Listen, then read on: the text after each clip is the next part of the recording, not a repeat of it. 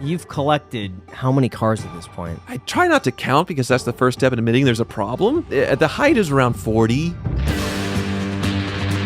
Hi, I'm Tyler Hoover of Hoovie's Garage, the dumbest automotive channel in all of YouTube, but probably the dumbest financially as well. What cars did you lose the most amount of money on? There's so many. But if I buy a terrible car for YouTube, I show up as totally misrepresented. I can make YouTube videos out of it, so bad becomes good. How do you throw away a car? I'll dig a hole. I'm gonna bury this thing. It's had a hard year. What's it like to drive a Countach?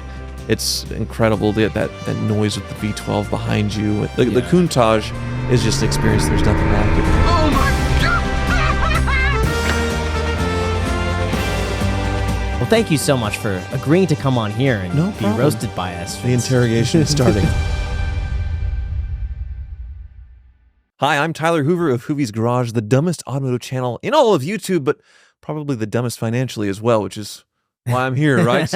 You want some dumb, right? This is what we have to talk about. So you know what's funny? Dave Ramsey does these videos about how financially irresponsible people are for buying certain cars. Guess who comments on that video? All the time. All the time. You troll him? Yes. Oh my goodness gracious. He tells you not to take on any car debt or buy anything exotic or fancy, and how it'll never pay off and ruin your life. And I'll, just post a photo of all my cars or something like that. It seems to work out fine for me. And yeah, sometimes the comments get deleted, but usually there's a fun response. They've been deleted a time You're or two. kidding. Yes, but usually gets a good response. Because the thing is, if he's going to post on the channel, people are going to see the check mark, go to his channel, and then see all the dumb decisions he's made. See, cars. You've been on his show. Yes. I have not. It's a dream, especially when I was at the biggest mountain of debt, like nightmare situation, to see if I could break him.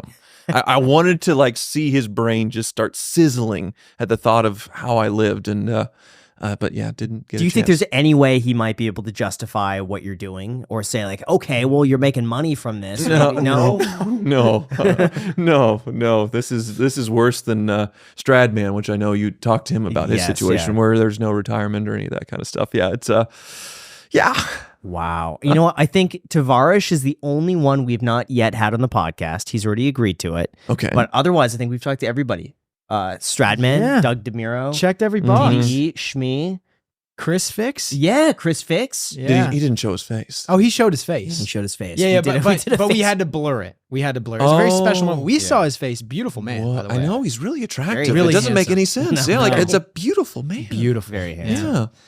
Well, thank you so much for agreeing to come on here and No be problem. roasted by us for all the dumb decisions. The interrogation is starting. We're going to get into it right after you Okay. tell us, why are you in Las Vegas? I am here for the Barrett Jackson Collector Car Auction. That's why I'm dressed like a used car salesman somewhat. But yeah, I've been doing their live TV coverage for about 3 years now, and I just love it. I watched it on TV when I was a kid, and it's live TV. It's very different. Well, it's I guess a podcast, this is live. Like if I screw up, then, well, everybody sees it. But on YouTube, usually we can sort of, a podcast. We edit it. We edit it. Oh, okay. Oh, yeah, we would be screwed if we did not edit Oh, thank goodness. Questions, Okay. Jack this sometimes. guy, you would not believe the things that comes out of his mouth. Okay, all right. So if this goes into a cancelable territory, then you could edit We'll be able to fix it. Okay, very good. Well, Chris fix it. But yeah, in YouTube, we can just start over. We can drop any F-bomb we want and start over, and it's a jump cut, which is fine. But live TV, yeah, you can't. Scary. Oh, it's very scary. Very scary. So I found it funny. You told me a story earlier. You got slapped. Yes. What happened? Well, so we were reenacting a scene from the 80s. Well, it wasn't a movie, but an actress named Zsa Zsa Gabor got pulled over in Beverly Hills in her Rolls-Royce Corniche. And she got arrested because she got so fed up with the police officer, she just slapped him.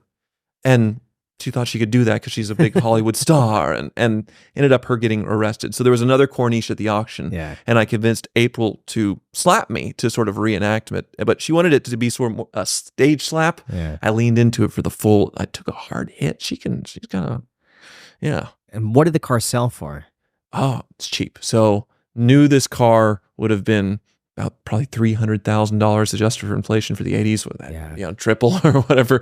But it sold for 39 grand. That's for it. a Corniche, convertible. Like Dean Martin, Frank Sinatra had one. Elton John. So many famous people had this car, and now it's sort of a depreciated relic, this Rolls-Royce. Yeah. So how difficult is it to maintain a car like that? 'Cause I could Oh, see that 39 grand and think, a new Toyota Highlander, way more expensive than a Rolls-Royce that you could buy today. History behind it. you basically treat that as the down payment, and then the maintenance is the car payment, because they have this mineral oil suspension system that controls the suspension, makes it an amazing riding car, but also the brakes. So when the system runs out, if you're ignoring all the lights, eventually you lose your brakes. And it's just oozing from everywhere on these cars. And to go through it is tens of thousands of dollars. And if you try and fix one thing, then it's like fingers in the dam. And it just goes for the next weakest link and starts breaking. So the people that buy these cars, do they buy them to actually drive them? I'm sure they're not daily driving them. Or are they taking them out on Sundays, or do they just put them up to show them off? On those, I mean, there's plenty of people that still drive them. There's a lot of devoted people to those cars that are really hardcore. And the fact that they're still very mechanical and easy to understand in that sense, where you don't have to plug it in and scan it for like a check engine light or advanced computers or any of that kind of stuff. They're easy to keep going in that sense, but it is pretty complicated in that mechanical sense and obscene the parts costs.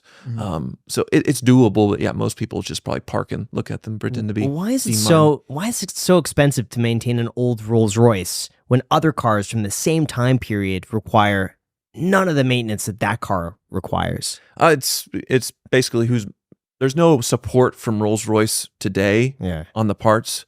So it's the aftermarket, the flying spares. It's all in England.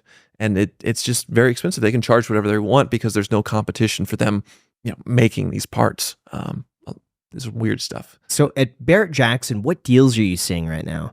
And how has it changed? Because I was there 2 years ago, around Father's Day, actually. We watched some of the cars go to auction. We saw the Ghostbusters car. Yes. I remember that one. Uh-huh. That one went up. How much did that sell for? It was like $100 grand? There's been a couple of Ghostbusters cars, but yeah, I think there was the one last year that was kind of a ratted out patina one that sort of went for 50. And then there was one the year before, I think that brought big money. I think like 150, 175, not the actual Ghostbusters car, but a recreation of it, which you have to find like a 59 or 60 ambulance or hearse Cadillac in order to make these. So that's pretty much unobtainium in the first place. So you find that, then you have to make a Ghostbusters car out of it. How did you get into cars?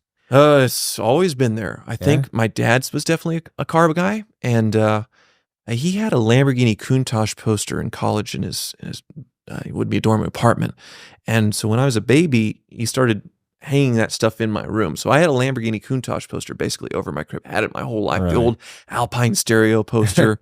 And he had some old air-cooled Porsches and things. And so it was just always there. I was watching Herbie the Love Bug over and over again and seeing the cars in there. Always obsessed, for sure. And then what was your first car when you turned 16? Did you have that obsession for driving? So my grandmother, her car, she had an amazing thing. It was an 85 Mercedes 500 SL, which is the gray market Euro high performance convertible. And my dad had it saying it because she wanted a Chrysler LeBaron. And my dad was like, oh, no. We can get you something much better. And he was able to go through the gray market and got my grandpa, his dad, to order this and get the car in. What's the gray market? Basically, you had the Mercedes dealer in the 80s. And then you could go around the Mercedes dealer and buy directly from Europe and import the Euro market cars for less than what they were selling for at the dealers. And then they got around all the emissions regulations, the big impact bumpers you see on a Euro car versus a US car.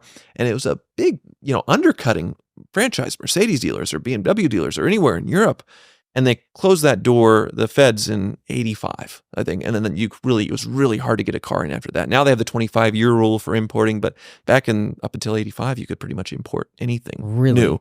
And different states had different laws for federalization. How did he contact the people in different countries? Like, was there like an actual, like a marketplace where you could just go and do this? Was it a simple thing, or was it like It was like used car dealers, but they could go buy new cars and import them. So there was a lot of big importers in the country that were doing this, and then their livelihood got cut off. Wow. But it made sense. These franchise dealers, they're paying all this money to have it, and then they're getting undercut by anybody just going to Europe and buying cheaper. What was the margin cars on that? Oh, I'm sure it was obscene. Yeah, especially with since they're cheaper there and they're better cars because they had less of the emissions restrictions, so they were faster, better looking. So some of like the European, like the Ferraris, Lamborghinis, they were obviously better than what you get in the U.S. So I don't know exactly. I wasn't around then, but Interesting. It's a good business. So that Mercedes, that was your first car? That was my first car. No yeah, way. yeah.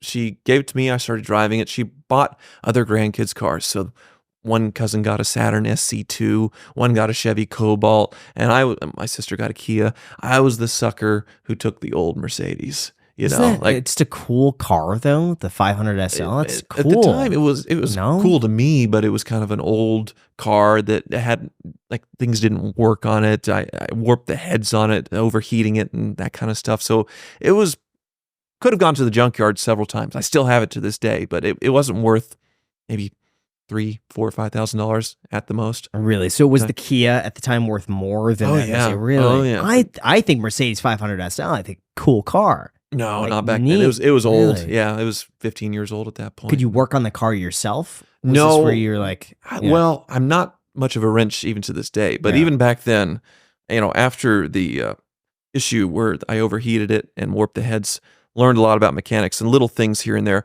because obviously mechanics are so expensive, and I'm a kid with a Mercedes that I can't afford to keep running, so I was learning how to fix it here and there myself. And eventually got a Mercedes diesel as sort of the extra car. And that's so simple. It's like Legos for grown-ups, and learned off of those. Yeah. All right, but before we go into that, we got to do some quick math, because the less money your business spends, the more money you get to keep. But with higher expenses on materials, employees, distribution, and borrowing, everything is costing more. So to reduce costs and headaches, smart businesses are upgrading to our sponsor, NetSuite by Oracle. NetSuite is the #1 cloud financial system, bringing accounting, financial management, inventory, and HR into one platform and one source of truth. With NetSuite, you reduce IT costs because it lives in the cloud with no hardware required, and you can access it from anywhere. You basically cut the cost of maintaining multiple systems because with NetSuite, you have one unified business management suite. Essentially, you could improve efficiency by bringing all of your major business processes into one platform, thereby reducing manual tasks and errors. Over 37,000 companies have already made the move, so do the math and see how much you'll profit with NetSuite. But wait, there's more. Due to popular demand, NetSuite has decided to extend its one-of-a-kind flexible financing program for just a few more weeks. All you gotta do is head over to netsuite.com/iced. Once again, guys, that is netsuite.com/ICED, netsuite.com/iced. Thank you so much, NetSuite, for sponsoring this episode, and back to the podcast. How do you learn how to fix a car? Well, back then it was forums, before Facebook groups and everything else. Before YouTube. Yeah, before YouTube, you get on the online forums, and I made a lot of friends, like my mechanic, the Car Wizard, who's on my YouTube channel. I met through the Mercedes forum. He bought the same car as me, and then I realized he was just an hour away from me, and we met and became friends from that over 15 years ago. Yeah. Wow. How did that first conversation start? It's a stranger on the internet. Yeah. And you see, you're 30 minutes away from me. I don't know. I just thought, let's meet and get our cars together. Needed have to lunch. park 11 Yeah, exactly. PM, I don't know. Parents asleep. Yeah. He met his wife on the internet, Yeah. which was an early thing, and so he was used to it. So he probably initiated Meeting it. all kinds of people on the internet. Yeah. I met people off the internet when I was like 12, 13. I've told this story before, but I used to be really into, I still am, reef aquariums. And so I was in this forum, I think it was called reefcentral.com. And there was a Southern California sub-forum within the website. And so what I would do is go on there, I'd talk to locals, and they would do what's called a frag swap, which is where they'd get together once, every few months and trade pieces of coral with each other. And so at 12 or 13 years old, I went to my parents, I'm like, I want to go to the frag swap. And so they took me to the frag swap, and I met a lot of the people in person that I was talking to online as like a 13-year-old kid. Right. Everyone was so friendly though. Okay, Everyone was so there was nice. nobody in a van saying, come get the None of frags. that. And, None yeah. of that. None I got of the that. frags in here. Yeah, exactly. Okay. Wait, were they surprised to see that you were a 13-year-old kid? I think they knew. They knew. So you would They tell them knew. your age. Probably shouldn't have, right? I was so trusting. Were they asking how old you were? No, I think I was voluntarily like, hey, by the way, I'm like 13 years old. I'm sure some people were surprised, but my username was Pineapple House, so they got to put the two and two together. It probably wasn't like. And your parents, they 40-year-old guy. didn't think anything about you going to these frag swaps or anything? They were totally fine with it. I'm not going alone. Oh, So they would you. they would go with me. Okay. And usually they just like be in the back, or they didn't want to get in the way, or they weren't like hovering. But they'd be there, be present, That's make good. small That's talk. nice. They're supportive. Let me go. Yeah. I still am mad at my parents for my 8th grade graduation and being forced to go to it rather than getting together with my friends and watching the series finale of Star Trek Voyager because I'm They a all big skipped out? Trekkie. No, it was at the same time, the finale of Star Trek Voyager, and all my friends from the forum and internets and things, they were getting together to have a watch party at the same time as my 8th grade graduation. That was way more important to me than 8th grade graduation, but they said, no, you have to go to that and go to the dance afterwards. So it's like, okay, I can go to the graduation and then the dance. I can skip it and go to Star Wars Trek thing. You know, I skipped my 8th grade graduation. Never went to it. Wow. Yeah. Why did you skip Your it? I parents didn't are want to cool. go. I thought it was It was pointless. Why are you just skipping out? Yes, I hated school. Well, I Didn't know get it. you Like, hated school, Graham. What's but the just point? because you hate, like, I didn't really like school for I a didn't lot wanna of the years do I was it. in it. But if I had to go to the promotion, No, I didn't have to go. It You- was like you- it was like so it you was on said a dad. Thursday or No, Friday. hold on. You Yeah. said dad. or mom I know or dad. It was mom one or of them, dad. yeah. I'm going to promotion. I'm graduating 8th grade. I'm not going to go, Yes. and they were fine with that. Yes.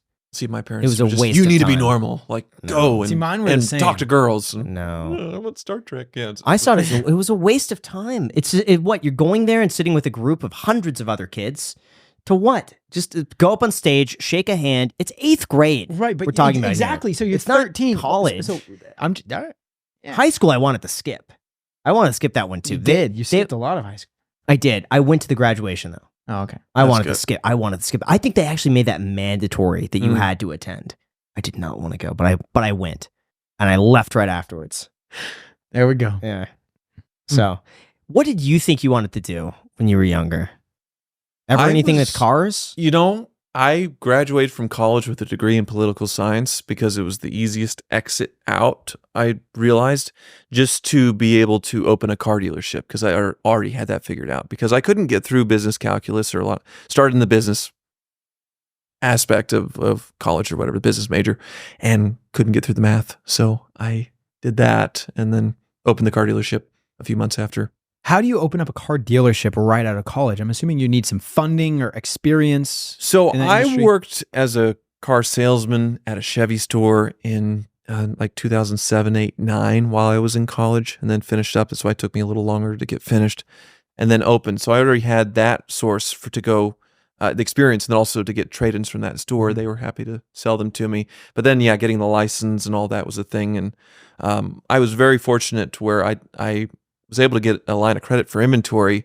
My dad signed as a personal guarantee on it. So that was the big start that I had, basically, to be able to buy inventory versus the normal. I've always wanted to ask someone who is a car salesman, what is the commission structure for somebody that sells cars? Also, can you continually cut down the price that they give you? And is that directly cutting out their commission 1-to-1? Yeah. So usually, at least when I was doing it a long time ago, it was 33% of the profit of the car on new and 25% on used because the margin on used was higher. But they really wanted to encourage you to sell more new cars because the margins were lower, and the more they were able to move, then the franchise would get better inventory and that kind of stuff. And there was definitely some bonuses and different things. So like the very first car that I sold there, I walked up to a guy. It was in 2007. The new Chevy Silverado had just come out. He said, "I want this." So you want to test drive it? No, I want this. He went and applied for the loan. This is with GMAC, which it went bankrupt in 2009 because they were doing stuff like this. Pontiac went out at the time, and Saturn and GM's bank because they were doing these crazy loans we're seeing a little bit more of now, most recently here, 15 years later. So he had a truck that was getting traded in, $10,000 in negative equity that we bid it versus what he owed on the car. And then full sticker on the truck, no discounts. This is a kid, maybe 25 years old, living with his parents, had a good job, auto approved, done. He's out the door, upside down with taxes, traded in, upside down. 15 grand probably upside down. And then the moment he drove off the lot, he's another probably 5 or 10 grand upside down just immediately. Does anybody tell him that's a bad idea? No, he's, No? and I didn't really understand it because I'm Yeah. just learning, and that day I made $1,500, and I thought this happens every day. So I went to Ultimate Electronics, which is that store's long gone. Yeah. Bought a plasma screen TV. Thought, okay, tomorrow I'll make the same amount of money, and then I'll have I'll just do it again. And it didn't happen, but yeah, there's nobody giving these people advice for sure, and you still see it it's almost worse today because Really? they were charging over MSRP for Yeah. cars most recently, the Kia Telluride, or normal cars, because of the supply chain shortage. They were charging over MSRP, and people were buying them. And I can't imagine when the crap hits the fan here in the next year or so with that. Yeah, so what's going to happen to all those loans that were issued at over MSRP when they're no longer worth that anymore? Anywhere close. They're just going to walk away from the cars, or I hope they get gap insurance. They call it basically, that the insurance where if you owe more than the car's worth in insurance value, then this, you buy this and it covers it. So then you just find a tree and hit it and total out your car. Still you see a lot of that, but I think it'll just be a huge repo pool, and you'll see this revolving door of bank repos, and the inventory will keep growing and growing until there's a big pop, and finally used car values start going down to what they were before. But yeah, a lot of people are going to have their credit messed up again. And why do you think that hasn't happened yet? I think that you're seeing it build. You're seeing, if you check Manheim, as I still have my dealer's license, I'm able to check all this. You see that there's more and more inventory in the auctions going every week, more and more bank repos, and it's growing. And right now, the banks just aren't willing to cut bait yet. They're not willing to take that hit. And so they're just sending it back through the auction every single week. It's not a loss until they agree to sell it. So right now it's just sitting as inventory more or less, but you're not showing loss until you sell it. And I think they're just not really willing to do that yet. Yikes. What's the business model behind a car dealership? Well, I was terrible at it. I was like a drug dealer doing too much of his own drugs. I wanted to, like a big Tony Montana stack, and I wanted to keep everything. So I was consuming sell it. the car. Someone walks, is that for sale? No, I want to. It's mine. So no, that's mine. That's not for sale. I didn't do very well. Sale. Yeah, I mean, obviously you want to go to the auction, or basically the smart car dealers don't go to the auction and buy from the lane. But that's where most people are starting out. They go to the auction and they bid on the cars at the auction, which usually are dealer rejects, where people are not able to sell them on their car lot for one reason or another. Either they need too much to be fixed for it to make sense for them to make a profit, or it's a tough to sell car that nobody wants. It's an aged inventory that they're selling. So the good dealers have these sources, these honey holes that they go to, and dealers that they go directly to if it's too old at a new car franchise store, or a little bit too high mileage for them, but still a good car, then they'll buy it and then resell it.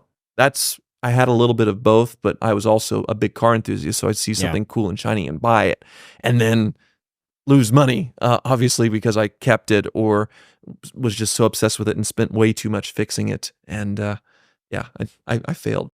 But before we get into that, when I first moved to Vegas a few years ago, it was actually my first time living far away from my hometown back in California, and recently I took a little bit of a spill and it made me learn a very valuable lesson. I realized how hard it is just to get a hold of a doctor, let alone finding a doctor that's accepting of new patients and your insurance. That, of course, is where our sponsor, ZocDoc, comes in. ZocDoc is a free app and website where you can search and compare high-quality, in-network doctors, choose the right one for your needs, and click to instantly book an appointment. We're talking about in-network appointments with more than 100,000 healthcare providers across every specialty, from mental health to dental health, eye care to skincare, and so much more. You could filter for doctors who take your insurance, who are located nearby, who are a good fit for any medical needs you might have, and who are highly rated by other verified patients. You could also see their actual appointment openings, choose a time and day that works with you, and click to instantly book a visit. Plus, ZocDoc appointments happen fast, typically within just 24 to 72 hours of booking. You could even score same-day appointments. I seriously recommend it, guys. If you just need something to get checked out, at the very least, just throw ZocDoc's hat in the ring. I think you will be very pleasantly surprised how easy it is to find care. So stop putting off those doctor's appointments and go to ZocDoc.com/ice today to find and instantly book a top-rated doctor today. That is ZocDoc.com/iced, ZocDoc.com/iced. Thank you so much, ZocDoc, for sponsoring this episode, and back to the podcast. What cars did you lose the most amount of money on? There's so many. But yeah, I think the worst one was trusting this Florida car dealer that on his word and buying 3 cars from him, and 2 of them showing up with bad transmissions. This is a Mercedes. 1 showing up with a swapped odometer, and there was a rust hole around the sunroof where water was continuously pouring in. And damage on this Jeep, like accident damage where they purposely took a photo not of this corner. I bought all 3, and that was early into my business. And that was about a over $10,000 hit, which was absolutely massive. Did he for just me. not tell you about like purposely? Yes. How does that not affect his credibility? Well, he's just doing a dealer-to-dealer wholesale to a dealer in another state, and this is as is, and it's less shady. They think if it's as is to another dealer, they don't mind screwing over another dealer. Not saying they don't mind screwing over a customer, like a normal retail customer, but then if it's in Florida, then obviously there's some recourse for a normal buyer. But it was a dealer. They're just like, hey, really? There's no chance of you saying, "Hey, you didn't tell me this car is crashed with this," and like I called them every day. They just ghosted me. Yes, and they could do that. Oh, absolutely. So, could you take them to court or anything, or you just kind of wasn't worth it? I mean, they're 1,000 miles away. Yeah. Wow. How long did the dealership last before you moved on from that? So opened in 2010. By 14, 15, I was moving on because I realized I am way too into cars to make this a business of buying and selling, where my hoarding tendencies, the things that serve me well now on YouTube, aren't good for a car dealer. And I moved on to a franchise that started in Wichita in 2002. It's called Freddy's Frozen Custard and Steak Burgers. Went from selling cars to literally flipping burgers for years. How long were you flipping burgers for? So 5 years or so. Yeah. Wow. Yeah. I'm still involved with it, but no, I was in the day-to-day operations. So I didn't realize that like the best way to get involved with restaurants and to open stores, and you really need to know everything top to bottom. If they don't see you getting involved, and then once you're really good at it, say on the grill with like a Freddy's burger, it's you're smashing it on the grill, you're rolling it out to where it's domed in the center and crispy on the edges, and then you flip it over after 45 seconds of scraping. It's a crispy, really, really good, but it's very labor intensive versus a normal sort of burger flipping operation. It's a smash burger. Yeah. So when you're opening, like, and training these people, they can't do it. So then I would be the guy on the grill for 5 hours and during the rushes, knocking it out because these guys just weren't ready yet. And so I was literally doing that, or mixing custard and getting, chocolate ice cream all over me and all that stuff for years. And I enjoyed it, but it wasn't what I expected, where, I'm going to be a businessman and get into restaurants. And I didn't know what really running a restaurant was without, with all this involved. I heard it's a very high turnover for employees. Oh my goodness. So we would hire about 100 people to open a store. And the roster after 2 weeks would be about 30. No, 2 weeks? Yeah. Why? What would happen to the 70 people? Well, this that pool of people where it's the revolving door. They don't have a job for a reason, because you're not going out and recruiting from other stores necessarily. They're just the people applying, and you don't know, and a lot of it is they just don't show up because it's too hard, or very few where I would actually have to go out and fire them. Usually you would just sort of like keep on them until they realized they couldn't do this, and then quit. But it's amazing. You would think, and especially nowadays at the $15 an hour, $14 an hour, we're hiring them at that, and it's still not enough to keep them coming back to work. So. Can you say one of the unique things that maybe someone did that caused you to fire them? Or something like interesting as a franchisee? Definitely the most wild one was opening North Little Rock. And I was in the middle of a training class, and we had everybody sitting around. I'm talking about the fundamentals of Freddy's and what makes it different and special. And while that was going on, someone was interviewing a girl and hired her. And she was going out to her car. It was a ride. And 2 people that were sitting in my class, maybe it was a dozen people, 20, went out, 2 girls, and proceeded to beat the hell out of this girl in the parking lot.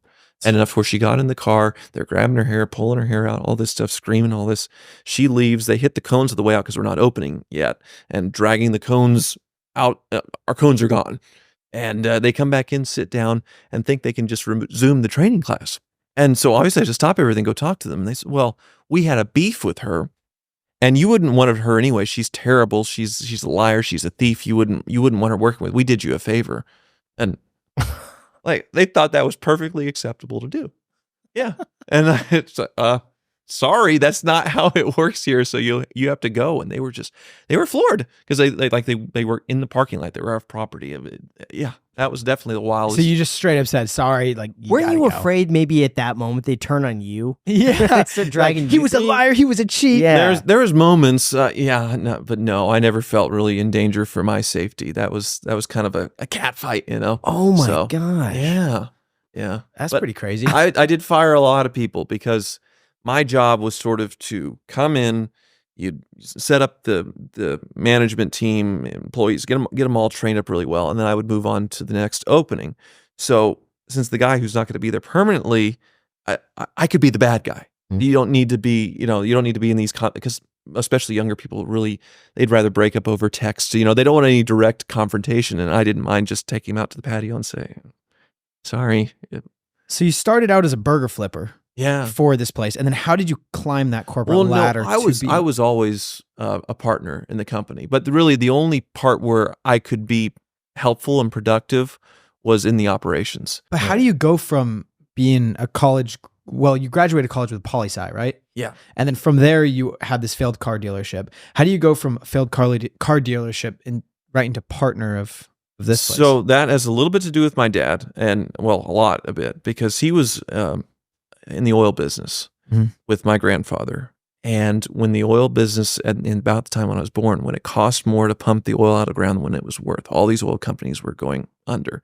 You remember like the Jimmy Carter crisis where there's the fuel lines and all that stuff from history class. Well, after that, there was a big crash in the 80s in oil prices, and all these companies went bankrupt, including my grandfather's company. And the only thing that saved him was he diversified a little bit into hotels. And then one of them was very early into Wendy's. And so my dad saw that, and he was involved a little bit in the Wendy's. And he got involved in different restaurants. He's tried to do his own, launching his own franchises and things. But then eventually in the late 90s, he bought into Taco Bell's and really did well with that. He still has some Taco Bells to this day. But since Freddie started in Wichita, Kansas, some people he had worked with in the past were branching out and selling the territories and locations. And he was getting involved, and he encouraged me to get involved with it as well because it was a great opportunity. And that's how I got in with this group and as a small partner. So, yeah. Do you think a franchise is a good business to get into today? I guess it depends on the franchise, but I think, Freddie's, the territory all developed really quickly. I'm not sure what's left now, but it was very good at the time. Yeah. I remember when Subway franchises were popping up everywhere in like 2010, 2011. Yeah, but then they undercut them with the $5 foot long thing and just killed them. Yeah. That's the thing where you're sacrificing price. That was the nice thing about Freddy's because we could keep up because of the quality. We can charge more, like a smash burger is very expensive. You go in there and get a shake and fries and a burger for $30 or something like that nowadays. Freddy's not that expensive, but because of the quality, you can sort of justify it. We're better than the dollar menu than McDonald's. So that helped in that sense where you're not just razor thin margins, Yeah. So when did you decide to make YouTube videos? So when I got out of the car business, and I'm in these apartments or I'm in hotels opening the stores, I wanted to do something still with cars. And I had followed like Doug DeMuro on Jalopnik at the time. He was starting to make some YouTube videos. And like Doug, he was into forums. And so when he was a kid, he pretended to be this high profile rich Ferrari owner when he was like 12 or 13 on Ferrari chat. So that was his fun thing to do as a kid. He never told us about that? I don't know. It's one of his funny stories that he tells. Cool. But yeah, so I followed him, was a big fan. Freddie Tavares on YouTube, he was also writing for Jalopnik at the time. So I got my foot in the door with that. Doug left Jalopnik. I started writing articles in the hotel room in my spare time, just submitting them, getting paid a few $100s. But when Doug went to Auto Trader, they were bringing in more writers. He was already writing for Auto Trader, but they hired him for something called Oversteer, which he left when he started Cars and Bids. And he was the editor of that. And I came on as one of his writers. And with him, he was posting his articles along with the video. The video was a supplement to his articles. Like the writing was his thing. And it was sort of the same with me. And they wanted me to follow suit, except they caught wise, I think, with Doug doing it on his own YouTube channel and wanted me to do it for Auto Trader. So I tried to make a video sort of for Auto Trader. And it was so terrible that they said, well, just go ahead and put it on your own YouTube channel. So I did. And that's how I started making YouTube videos. It was just once a week with an Auto Trader article.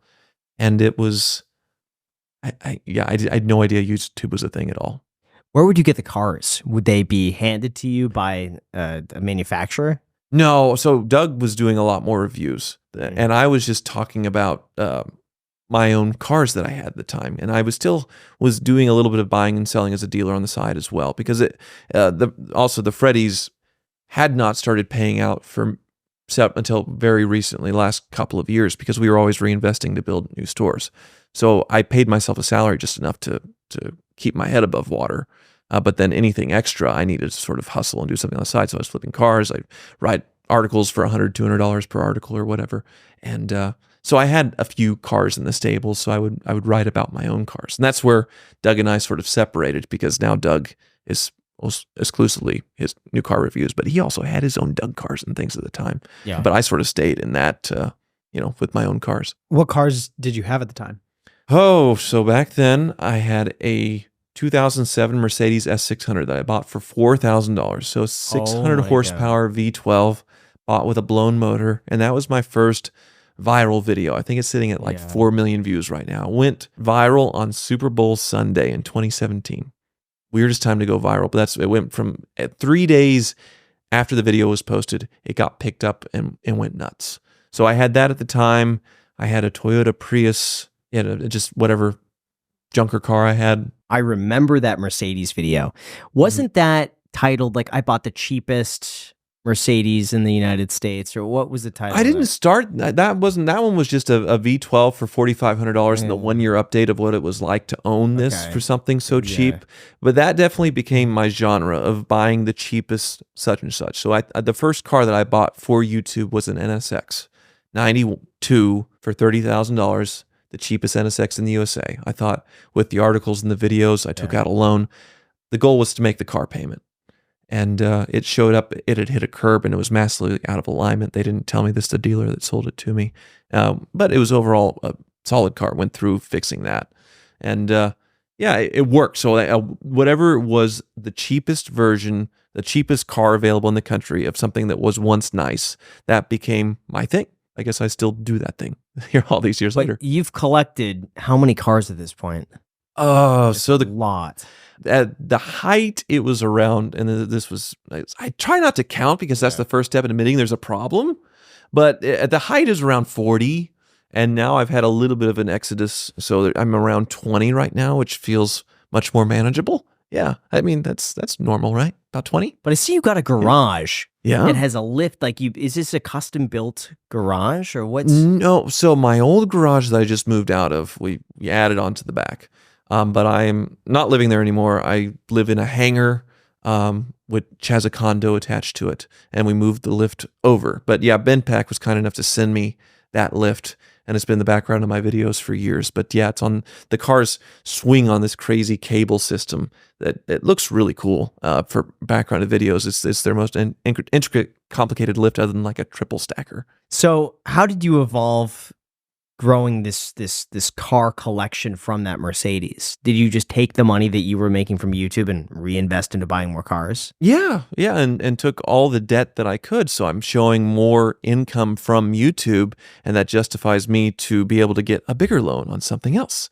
And I think the next one was a Bentley Continental GT that I didn't know until it showed up. It spent 10 years in Russia, and its odometer rolled back twice. So yeah, and that was another $30,000 loan, I think. I'm sure that the credit union that gave me all these loans that I'm admitting to this now are not thrilled. But Ferrari 355 was the next step. That's the one that burned to the ground shortly after I bought it. What happened? It had a fuel line let loose. This was a recall with Ferrari that was 15 plus years old when they started, I think, initiating this recall. Wasn't done on my car yet. And I thought, well, it's been fine for this long. I'll wait until I'm doing some service work with it. I want to take it to Monterey Car Week. Shipped it out to California to a friend. He was driving it. The fuel line popped loose. It hit a spark and burned to the ground. So what happens in a case like that when a car burns down? Insurance just writes a check? Right. I did not have agreed value insurance. So I had to go tango with them at the time to get an agreed value. So they were pulling up the cheapest accident history Ferraris ever. And then I was pulling up the nicest ones with the most obscene, ridiculous prices. And we met in the middle somewhere. Yeah. It worked out fine. I got more than what I paid for the car. Gosh. And what was the story with the Bentley? The Bentley, it was sold at a car auction in Chicago, completely misrepresented as 40,000 miles. And I didn't look where it said exported to Finland, I think. I think I saw that, but didn't put it together. But Finland is like the filter to get something into Russia. And then Russia, it's the Wild West. They have all the hacks. It's a Volkswagen-based car to where they could roll back the odometer when it came time to sell. This is commonplace in Russia. You just roll back the odometer to a few thousand more miles than when you bought it and then sell it. And the next person does the same thing. No. So before you know it, this Bentley is showing 40,000 miles. It has 150,000 miles on it. And it's really terrible Russian roads. And it just showed up barely running. Motors toast, the suspension's toast. Everything's ruined. And there was no saving it. I sold it to Freddie, I think, and he put a motor in it and saved it. But he's much more of a wrench than me, so I have to pay mechanics to do this. I'm not as hands-on as he is, so it didn't make any. Well, it doesn't make sense for Freddie either with his time, but other than YouTube videos. But I can't just work for free on it because I'm. How much did you lose in the car? Not bad. 15 grand. Yeah. Okay. No, that was bad. Yeah. Yeah. But you know what? Before we go into that, this section is sponsored by the Range Rover Sport because, as I'm sure you guys have seen, I'm a huge car fanatic. I've made several videos about cars, and I even have a car on display in my office. That's why if you're looking for a sporting luxury car that's powerful on the road, dynamic by design, and truly embodies the essence of automotive excellence, let me introduce you to something very special, the Range Rover Sport. The third generation Range Rover Sport is the most desirable, advanced, and dynamically capable yet. It leads by example with powerful on-road performance and commanding all-terrain capability. With its striking design and unmistakable presence, it is the epitome of both performance and luxury combined. Inside, you'll discover advanced technologies such as active noise cancellation, cabin air purification, and the award-winning Pivi Pro infotainment system, which provides intuitive control over the entire vehicle. Oh, and Graham, talk about those massage seats. Oh yeah, you're also going to be driving in total comfort with the optional 22-way adjustable heated and ventilated electric memory front seats with massage function. It is absolutely insane. And you could start designing your Range Rover Sport today at LandRoverUSA.com. Again, that's LandRoverUSA.com with the link down below in the description. Thank you again to Range Rover Sport for sponsoring this video, and just being able to say that is such a huge honor because growing up, I was a huge fan of their cars, and now being able to be sponsored by them, it's a dream come true. So thank you so much for making this a reality.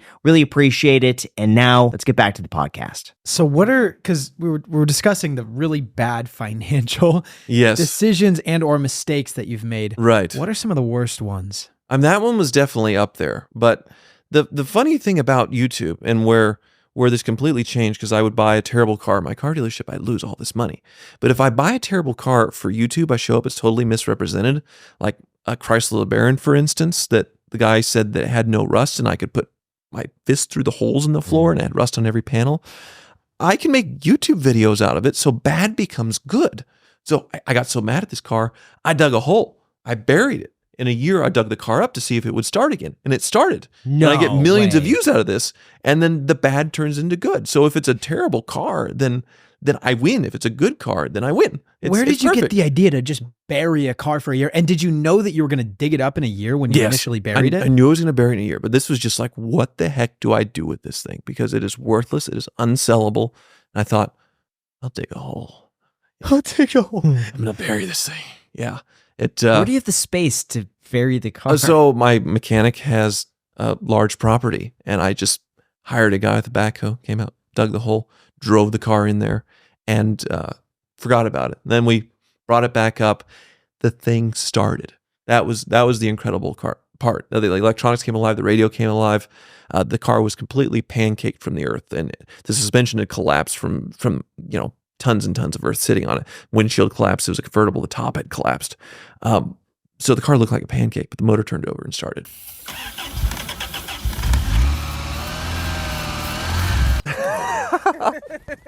How deep was the car underground? 10 feet. 10 feet? Why does it need to be 10 feet? I wasn't supervising the entire whole digging process. And when I showed up to see the hole, this is how deep it was. 10 feet from the bottom of the car? No. Or 10 feet from the roof? Yeah.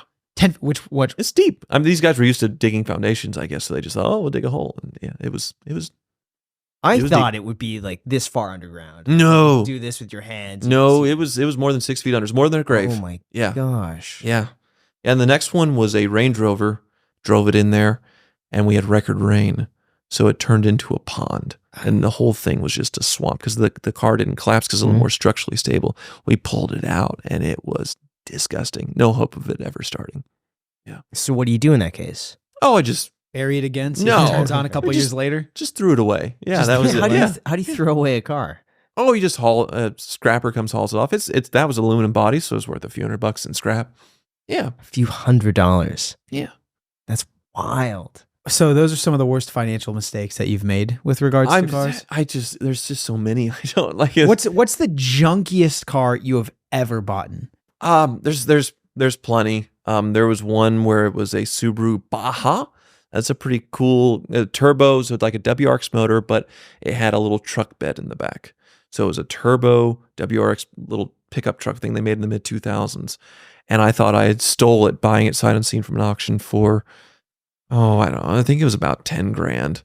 And it was rusted. Like, we put it up on the lift, and there's 4 spots that you put on the anchor point for the car to sit on the lift. And this thing was flexing so much and digging into the floors. And then we realized that one of the arms wasn't even holding the car because the car was just structurally just bending in with the lift and like about to just fall and kill us as we're looking underneath it.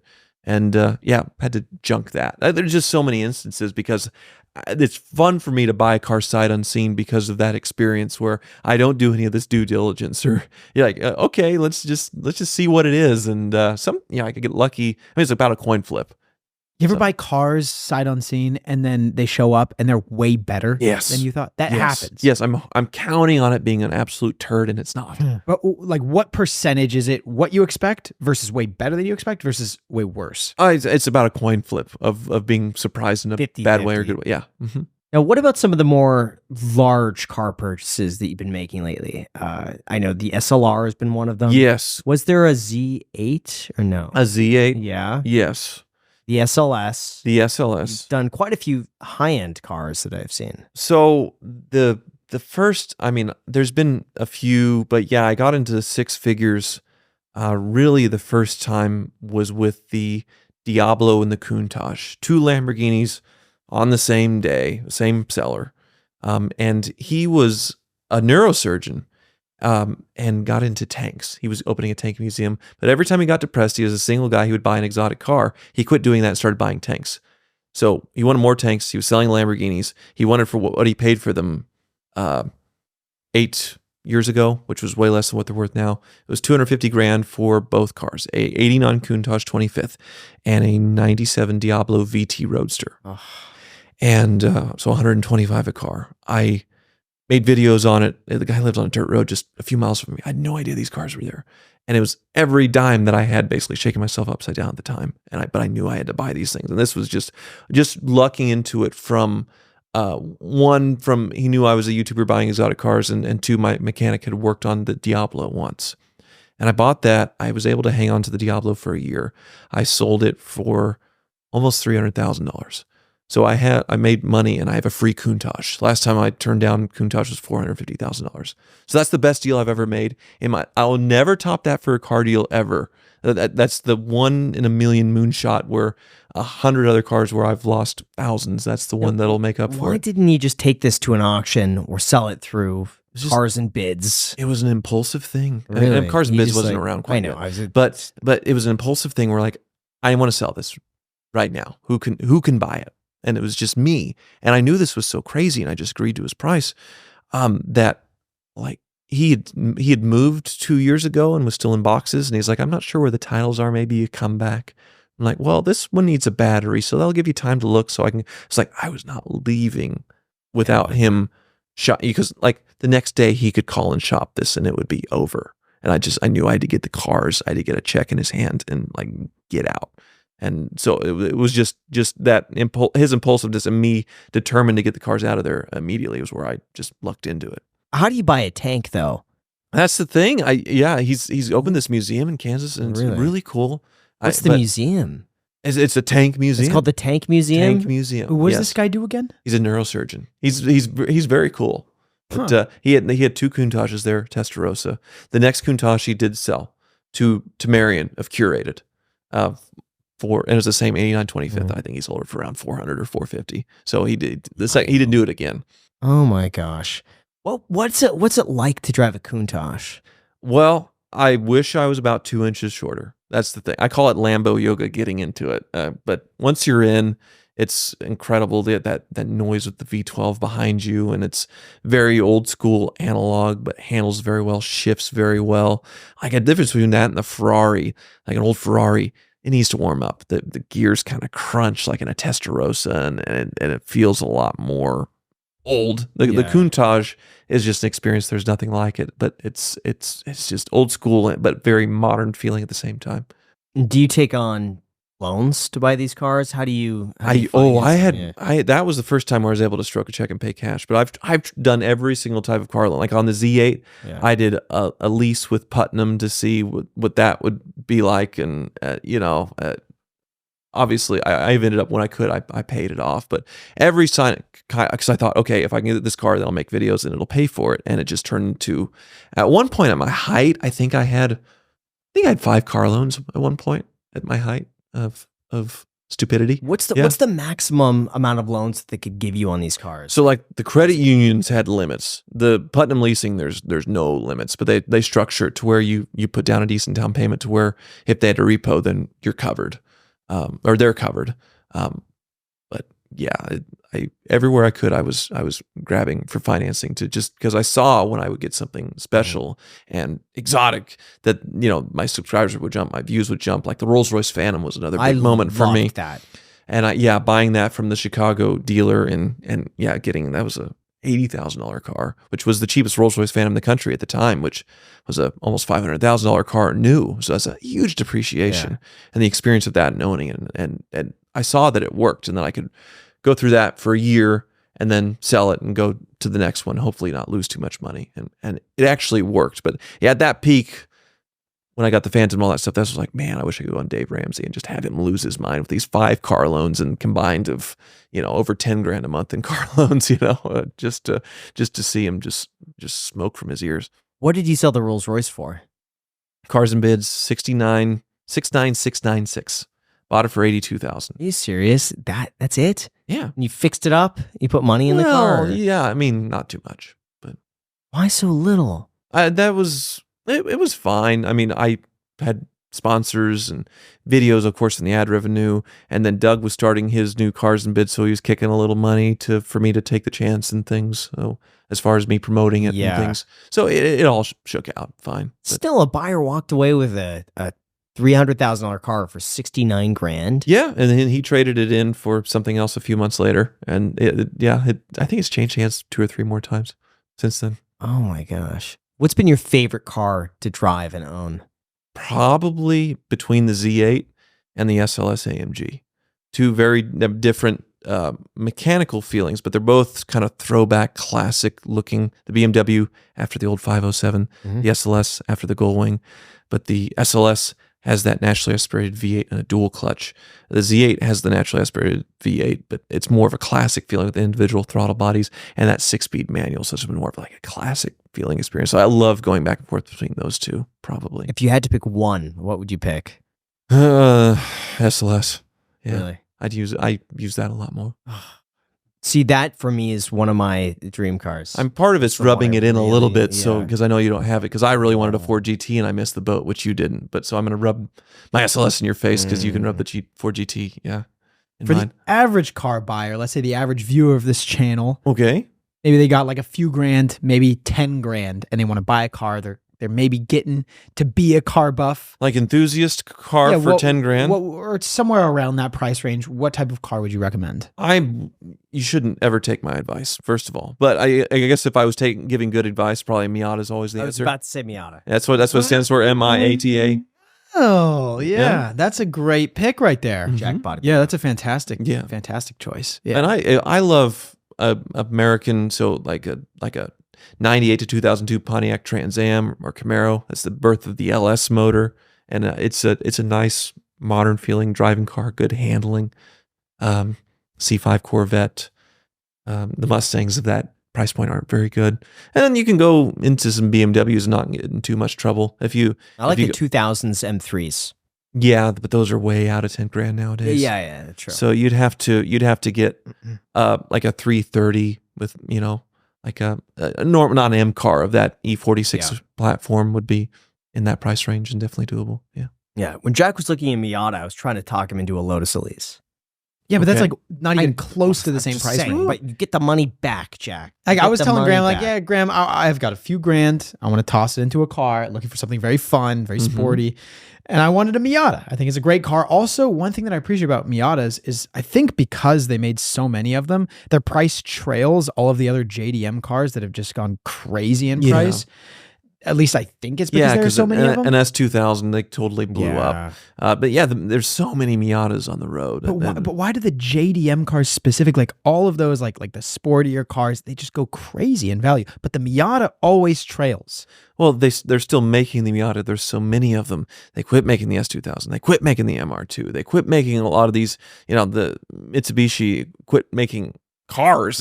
So there's this big gap in what we have today from JDM and what we have back then with the Integras and stuff, because there's so much, like what's Acura today? I mean, obviously the new Integra is awesome, but it's not the same thing. It's And I don't know if I would love a Lotus. To be honest, I get so worried. Tell me if you suffer from this exact same thing. Not suffer, but you experience the same thing. When you drive a nice car, I'm just consistently worried that a rock is going to get spit up and hit the windshield, or it's going to chip some paint on the hood. Does that still worry you at all? Because I've asked a lot of other car buffs this, and they're like, well, at this point, it doesn't bother me. You buy a car to drive it. Oh, I regret that the Countach has become sort of, because I wasn't an buying cars for investment kind of guy.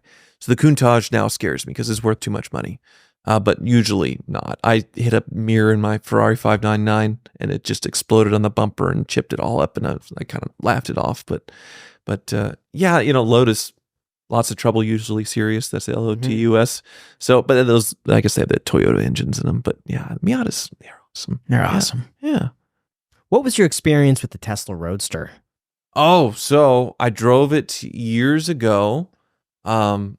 I really enjoyed it. I just couldn't believe when I researched it how, a lot of people say, hey, it's just a electric Lotus Elise with batteries in it. But I mean, it was so, he might as well have started, I think he said it, with his own car, designing it from the ground up, because it's so little left, like the firewall and the windshield frame, and that's about it, because the proportions are different, everything's different.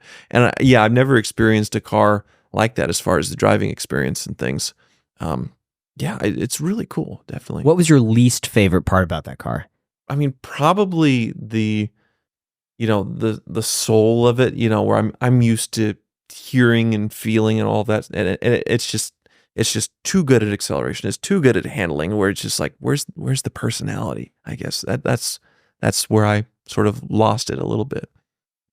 I wonder, as cars continue to evolve and get better, will there be a certain point, like you just mentioned, where all of the supercars are effectively the same? Because I feel like at some point physics will take place and a car literally cannot do 0 to 60 faster, or it becomes just a missile that you're basically stepping into, and it's a huge, like a super dangerous thing. And the government's going to have to step in and regulate it. Right. Like, won't there be a period of time where all of those upper echelon cars get too perfect where they're all effectively the same thing? I think so. It's all a race to basically 1,000 horsepower hybrid that goes to 0 to 60 in 2 seconds. I think that's what they'll all eventually end up being, and that'll be pretty much the end of it. Limit of tires and everything else, and they'll all be the same until whatever the future is. I'm still not sure if it's going to be totally electric, but do you not think it's going to be totally electric? I do. I feel like so many manufacturers are just going to go that route because of instant torque, less maintenance on the car. It seems like all the states, or a lot of states, are really pushing for electric only. Seems to be the future. I mean, there's synthetic fuels. There's other kind of fuels that could pop up to where you still have this ability to have a long range and be able to fill up your car quickly. And that's the thing. Like if you in Texas, you go to Buc-ee's or whatever. That's how every gas station across the country would have to be right now for people to plug in and charge their cars. There's hundreds and hundreds of bays just because it takes 45 minutes. So whenever there's that jump in battery technology, I don't know how that will happen, where we can get a car charged up in 20 minutes and be able to go 500 miles. I'm sure it'll happen, but there's there's other ways of doing it. I think the synthetic fuels is one that seems really interesting that's not talked about, that I'm not that versed on to really speak on as an expert. But yeah. I think for me, the biggest drawback is not having a true 500-mile range on a Tesla. Because what they say and what you actually get are two totally different things. Mine, I think, has a range of 220. I'd be lucky to get like 140. Yeah, that's the big problem. I had the issues with the Teslas where I bought the older ones and the batteries fail as well. I've been in that twice now, and it does sort of toll the car. So in 10 years, battery fails, the car's worth less than what the battery replacement is. It's just thrown away. And that's the other thing that I really don't like about them. Now, I've seen, though, where they could replace the individual cells on the battery. Yeah. And that's very, I don't want to say inexpensive, but it's way less expensive than replacing the entire battery. I did go that route with the last Tesla that I had that failed, but the car was down for months to do it. And it was, obviously Tesla really frowned upon that, and they just want to completely replace the whole packs. Right. But yeah, the individual cells go bad, and then they fix it and they warranty it for another year or two. But then in a year or two, when it's the next little bit of cells that go bad, then you're doing it again. It's a constant thing. Sure. Yeah. So what's been the most expensive car to maintain from your experience? We were talking about the Zsa Zsa Gabor slap thing, those mineral oil Bentleys. I've had a few of those, and they are pretty obscene. The one that was incredible was the 2001 Azure that was originally owned by Jean-Claude Van Damme, and it was about $500,000 new. I bought it for $25,000, but it's a very constant maintenance thing. And looking through the records of it before, like the top failure, if it would quit working like twice, and it was over $8,000 each time to fix the top, just with the complicated electronics of it. And those cars are pretty hardcore. Yeah. Have you ever heard of the Fisker Tramonto? No. There's a Fisker Karma that sold today at Barrett Jackson for $21,000. 21 grand. Yes, with 30,000 miles, and nice. Wait, what's happening with those cars? Why are they so cheap? They went bankrupt that initial iteration of Fisker where it was sort of a hybrid with a Chevy Ecotec turbo in it, and now they're back as electric, I believe, but the same body. But that early version, it's just nobody knows what to do with them. My understanding is that parts are somewhat hard to come by, and they're not reliable. A lot of them had mechanical issues. Some of them would burst into flames. Yeah, I think that's right. So you have a small chance of that. I don't know how many actually burst into flames. I feel like enough for them to go I bankrupt, feel like Jack. a couple, and then the media outlets just love to talk about, because like one media outlet like posted an article or something on it, and everyone was talking about it because Justin Bieber was driving a Fisker Karma. I remember that. So then the next time it happened, like everybody just jumped on it. BMW's had their big fire problems more recently, or Ferrari, when the 458 came out, they had that glue that didn't bond very well on that, and then it would melt on the exhaust and catch fire and burn the cars to the ground. So it's not uncommon, but yeah, it's how it's handled, I suppose, as far as the automakers and things. BMW, I think they just buried their head in the sand, and Ferrari was, well, we'll fix it, give everybody new cars and things. But so would you buy a Fisker Karma for $21,000? I really wanted to, just to see what that experience would be like. Why can't you see $21,000 and be like 22? I stood there and I thought about it, and I thought, well, I'm meeting Graham for dinner, so if I do that, then this is going to slow me down. So that's why I didn't tonight. No, that's actually why you didn't. Don't tell me that. Are you serious? You would have bid on the car otherwise. Yep. Come on. No, there's other fish in the sea, man. I wanted to see you. I wanted to have dinner. It was lovely Italian. I really appreciate it. Yeah. But it's a Fisker. Yeah. The Fisker Karma. I know. I've seen him sell that. $21,000. I've seen him sell that cheap before, but not with that low of mileage and one that looked that nice. Yeah. For your cars, do they have a reserve, or is it just whatever? Every single car there is no reserve. So I suppose someone could come bid $1,000 and end up with my Shelby, but it won't happen. But yeah, it's totally no reserve. So how do you market for this? Like, what if hypothetically you're there and the car is up at auction and just someone's going to the bathroom, just like misses it? Well, hopefully there's more than two people in the room that want the car. But the thing about, so in my case, I'm selling 4 cars. They automatically give you a bidder's badge. So everybody there selling a car has a bidder's badge. A lot of them are car dealers. So they'll watch and they'll see an opportunity where you rarely see something go below what a dealer wholesale would be, because a dealer will see this and say, I can make money on it. I can buy it. So there's never a situation where a car's worth $100,000 and it goes for 10 grand, because there's plenty of dealers in the room that know the market, and then they come in and buy it. So the risk is a little lower in that sense. Same like what Doug DeMuro would say on Cars and Bids is the same thing. You get more interest in a no reserve car. You have more dealers watching because, hey, maybe I'll be able to get it for a wholesale price. So you know you're going to at least get that. Is there a study of how much more you get with no reserve? I don't know. It makes it much more compelling auction environment. And what makes Barrett-Jackson so much different than anything else? You go to, say, Monterey Car Week. There's all these incredible vehicles, but they're all mostly reserve cars. And then it's just air out of the room when this big car comes up for sale, say like a McLaren F1, and it's supposed to sell for 15, 20 million, and it doesn't meet reserve and it doesn't sell. And everybody's in the room like, what did I come here for? And so Mecum Auctions is the big competitor to Barrett-Jackson, and most of the cars there are reserve cars. And you watch the TV coverage, and it's really hard to watch, in my opinion, because they'll be working the room, trying to get bidders, trying to get people to bid it up to the seller's reserve. Where at Barrett-Jackson, it's a much more, rhythm environment where each car gets 2 or 3 minutes, versus, trying to beat up a seller to get them to lift for the reserve in person, or getting someone to bid. Interesting. Let's talk about, what were you going to ask? Oh, I was going to say we got to get you to buy the Fisker Tramato. It's on Bring a Trailer. I didn't even know this car existed. Fisker was doing coach building after he designed the Aston Martin, the X5, a lot of these great cars. And he did coach building. So what he did is he took an SL Mercedes and then put Fisker touches on it. So he redesigned the entire car. Oh, hello. And I'm looking at pictures now. Yeah, that's it. Okay. So I had no idea that car exists. He was selling those cars for about $300,000. Okay. Could you believe it? There's only 15 of them in existence. And this is one of his first ever cars. It's on Bring a Trailer. Mm-hmm. Right now, the top bid is 29 grand. Wow. Okay. The interior is screwed. And apparently, and the powertrain's Mercedes? It's Mercedes. It's an SL, I think it's an SL 500 Mercedes underneath it all, but it's whole custom. Interesting. And so I kind of thought, man, if this sells for like 30 grand, to say you bought one of Fisker's 1 of 15 cars for 30 grand, could be kind of cool. I'm just saying. It might be it's interesting a good idea. for you too. Just because it's rare doesn't mean it's valuable, though, because that's the one car I did buy so far at Barrett-Jackson in Vegas was a HHR Chevy panel with the SS. It's an SS package. So I don't know if you know any of this, but basically Chevy came out with a PT Cruiser competitor called the HHR. And then they made it a panel with no rear windows so people could use it as a work van. And somehow they optioned it, or you could option with the SS. So you get the hot turbo 4-cylinder and all that stuff, the body kit, the wheels and all that stuff.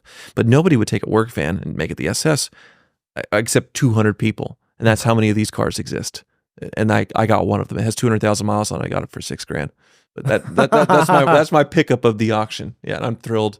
Yeah. Oh my gosh. Let's talk about the logistics of owning 20 cars. And you also said at one point you owned 40 cars. Yeah. So when you owned 40 cars, what were the monthly costs on that? Like I'm sure you have maintenance coming up every single couple of days. Something's wrong with one of the cars.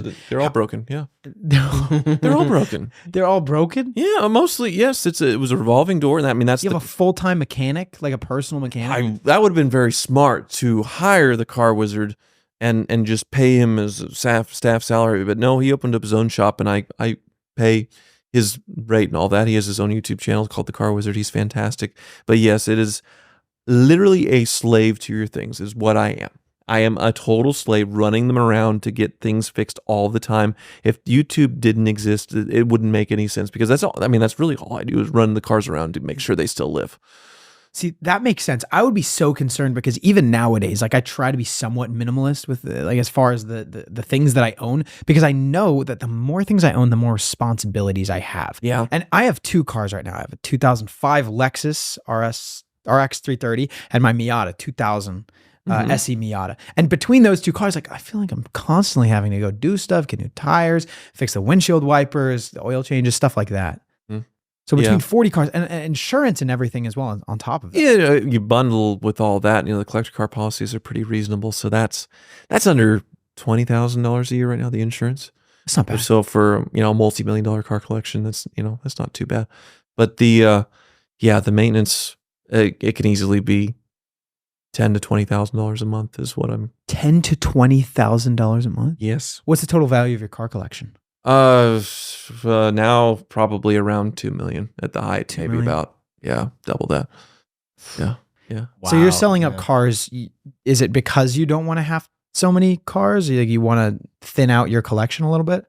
Yeah, it's some personal issues that I'm going through that I haven't talked about on my YouTube channel, but everybody's guess sort of right. But I just I need to buy a house at some point. I'm wanting to build my dream sort of barn garage on a few acres and things. So I'm still sort of hunting that down at this point, and just finally, hey, maybe I'll have some money in the bank for once in my life, but probably not. Tomorrow, that's the thing. Car dealers are all there. Not only are they there to buy wholesale, but they sell these cars. And then you have this money in your pocket that from selling your cars that you can use sort of as in-store credit to buy something else. So the last time I sold cars at Barrett-Jackson, I sold 5. And one was a Superbird. It came out with a couple $100,000, but never saw the check. I actually wrote Barrett-Jackson a check because I ended up buying 3 cars from the auction. One of them, the SLR McLaren. So I see these. So the cars that you bought gain in value? Did they appreciate? SLR, maybe, SLR did, yeah. yes.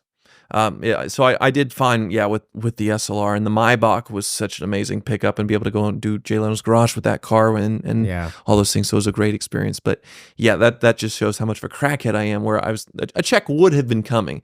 And same with a lot of car dealers there. You can wait 2-3 weeks to get a check from Barrett-Jackson, or you can spend it right now on something else there. And yeah. So is it compulsive? Oh, Is it like an addiction? yes. Really? Yes.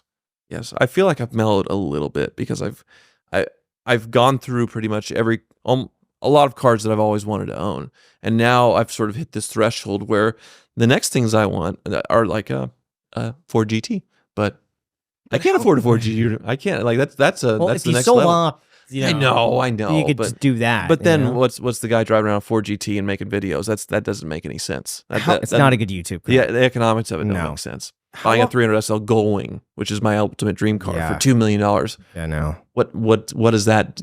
How would YouTube ever pay for that? But I guess Tavares with the McLaren P1s, Yeah. proving us wrong on that. But I need to dunk one in the ocean, a hurricane or something, and then buy it. Yeah. So you go and you buy these cars and you get this like exhilaration, right? As soon as you buy them, you're very excited. How long does that honeymoon period last? It's like 2 weeks that you're super pumped on the car, and then all of a sudden it just like sits in your lot. The crackhead comparisons are coming. So yeah, you're about right. You got it. It's about 2 weeks. Yeah, I think so. Before I'm shopping again for something else, getting that itch. Yeah. Just one more. I swear, just one more. Yeah. I mean, to own 40 cars, There's got to be something going on there. Yeah. Thank you. Yes. Could be Okay. like a Yeah. compulsion combined with some hoarder tendencies for Sure. I mean, I guess hoopties. I'm self-aware of it. Is that admitting there's a problem is the first step? Right. That's the first step. But I've been admitting to this problem for 6-7 years, so I haven't progressed yet. It sounds like you're content with it. Yeah. Very See, if much. I had the garage space, I could be similar to that with cars. Oh, you're so disciplined. Are you? No. No, he Yeah. certainly No. wouldn't. Yeah, he would get overwhelmed with the amount of maintenance between every I- car. Like you wouldn't want to spend your time fixing all Oh, the cars. No, but a lot of the cars you could get don't need that sort of Dude, maintenance. The you- Ford is easy maintenance. The Lotus is easy. He's on my maintenance. side. You are With wired booze. like Yeah. so differently from me, because when I bought my 66 Shelby, I was selling my old 66 Mustang. You were interested in it. I remember. It was Yeah. a very long process of consideration and questions and follow-up questions, and let me think on it and let me run the numbers and Yeah. all this stuff. That was where I before the would Roadster. where I would Yeah. have been like, yes, thing, yes, shiny thing, yes. Where yours was a you eventually didn't buy it, and it was fine. It was fun talking to you and all that stuff since you're a friend and everything. But you would go on a car lot and drive a normal car salesman. Absolutely insane. Yeah. Yeah. Every time, like, I'll get random texts from Graham. He's like, "Hey, man, what do you think about this?" And he links me to an auction on a certain car. He's like, "I'm thinking about going in. You want to come over and we can watch it together?" Oh, and then we I had can so place much my fun doing bids. that. And we used to do that, like, back when I lived with him in Santa Monica. He would come down to me all of the time and just constantly be placing bids on all these cars and freaking out the entire time. So much fun. Like, there were so many cars you put bids on you didn't end up getting too. Yeah, but you know what? You set a limit. Set a limit. But you would and I exceed, made- like you would set a Oh, I limit. would. And Oh, he's I know, so, we would flip coins. yeah, and he'd be like, should all I right, go over it? Flip if a I get coin. heads, Heads, I'm gonna yes. go All over. right, let's go higher. One more. I'll flip one more time. Because then it was meant to be. And if it was tails, it wasn't meant to be. I leave it Okay. to fate. If fate No. has determined it was not meant to be. It is always meant to be with me. That's So you don't flip a coin. no, should try. No, You should try flipping a coin. or I could just have dinner reservations with you, and that stops me from buying a car. Apparently, yeah. If I had an extra garage spot, the SLS AMG would be my top spot, or the Superformance GT2 GT40. Okay. Yeah. Yeah, I've driven one of those. It's the MK2. Sorry. Yeah. Yeah. Mhm. Fantastic. Yeah. Yeah. And there's one right now in Bring a Trailer.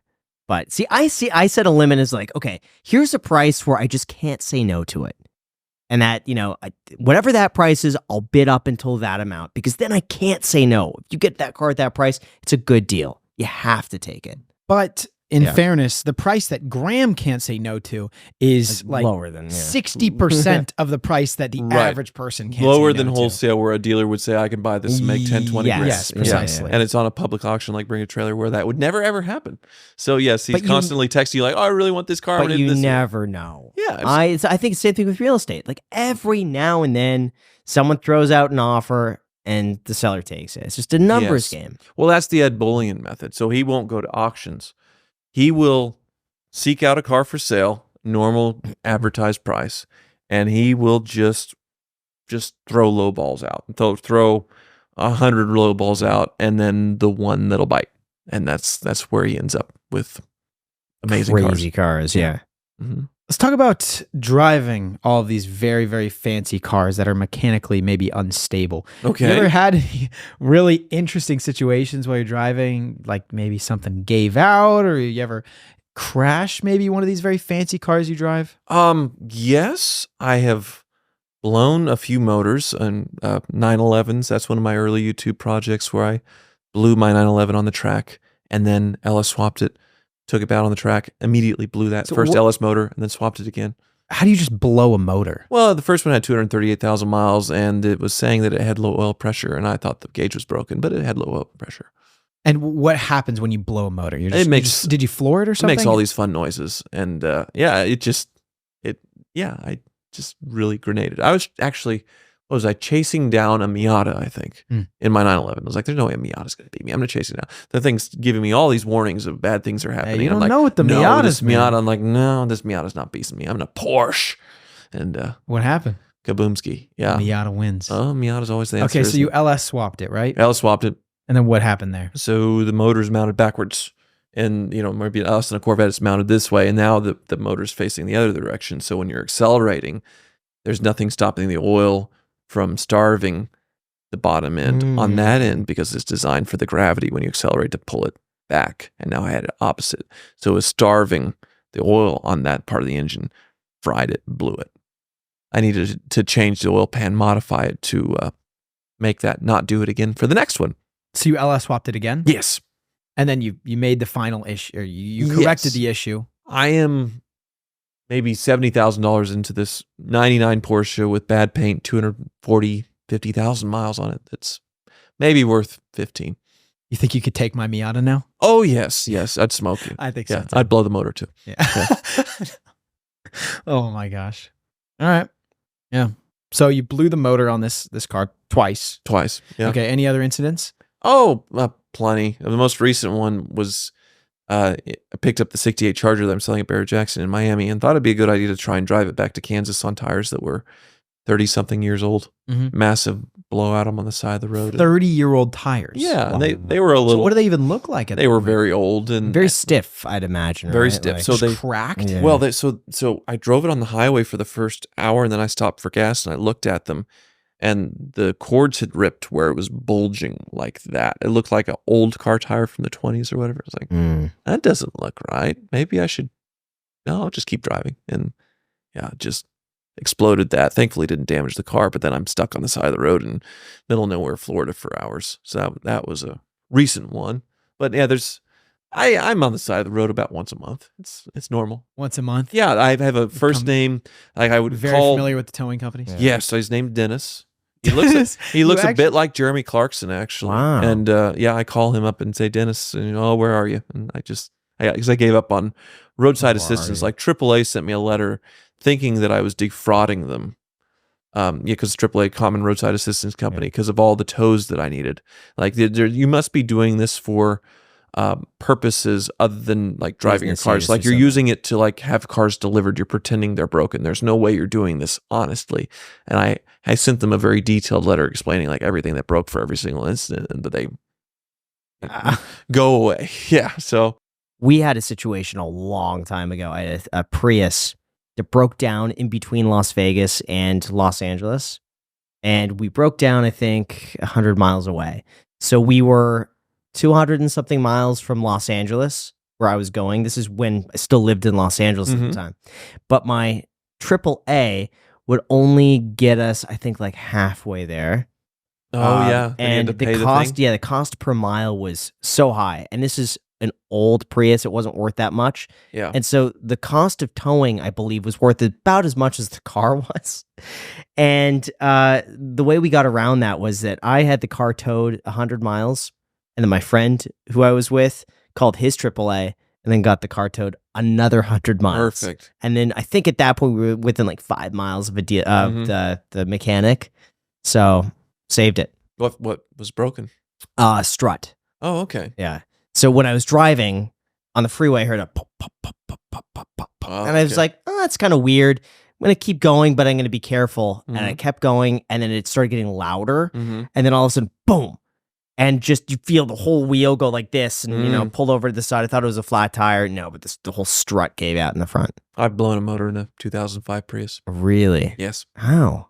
Were you I'm- racing a Miata? I made it look like the Fast and Furious Supra. So painted it orange, Yeah. put the spoiler on it, lowered it, put all the graphics on the side. And the next logical thing, because it's a Fast and Furious tribute, is to do nitrous. Mm. Put it on there. But the way that the ignition cycle is on the Priuses, it didn't like it. And then it spun the wheels and kicked on the traction control. So that cut the power, but it was still feeding itself nitrous. And I've blown up an engine. There's pieces all over the side of the road. Serious? The oil filter with the part of the block that it was attached to was on the floor. It grinded on the bottom of the car for a while and then fell out the back, and I could see Wow. through the block. So, in summary, do not nitrous a Prius. Yeah, that was a fun one. Oh, How God. many engines or motors do you think you've blown? I don't know. That's about 20. 20? Yeah, would be a good guess. You know what would be But they funny? show up wounded before. I'm not just right. like, yeah. No. Of course. Yeah. Should buy the on Cars and Bids. There's a faux Rari Oh, for sale yes, right now. the It's an F50 with the Fiero. I could see you getting that car and making great content on it. I want a fake Countach to compare it to my Countach. Yeah. That would be a fantastic. You don't think that's too close? Like your subscribers maybe can't really tell the difference That's between the the whole two. point, is just, because I'm a real Countach, I'm probably the Yeah. only real Countach owner with a fake one. And then it just mess with people in that sense. I've wanted a replica Lamborghini for a long time. Ever since I was 16, I wanted a replica. And I don't want to say I got scammed. I definitely didn't. But there was this one website that was saying that they made this like replica Murcielago. I think it was like in the Philippines or something like that. And they were like 20 grand for this car. And it looked identical to the real thing. Like, looked the real thing. You'd have no idea. And I was thinking to myself, this is me at 16, like, oh man, if I could work like this and put a down payment, I get a loan, get this replica car and ship it to the United States. Like, this is perfect. Basically, you get a Murcielago for like 20. It's a good deal. It's weird And to hear then- you being impulsive and stupid. Yeah. Yeah, but it turned out I didn't do it. Okay. Way later on, I found out that what they do is they take real pictures of the real car, Mm-hmm. put it online, say it's a replica, take $1,000 deposits, and you never get the money back. That sounds about right. So that was Okay. it. I thought, hey, they're making good replicas that look exactly like you even see the engine bay and it looks like a real like V12. Yeah, there would be no way for that to get imported and all that. Yeah, that'd be impossible with the current regulations and things. I guess there's enough people out there that Yeah. see that like Mhm. 20 grand. Here's $1,000 Jeez. because they said it was going to take like 8 months to build it, and they showed like parts in a Mhm. facility, and so it's like it's got to be real. No, it's a scam. So what are the plans for your future?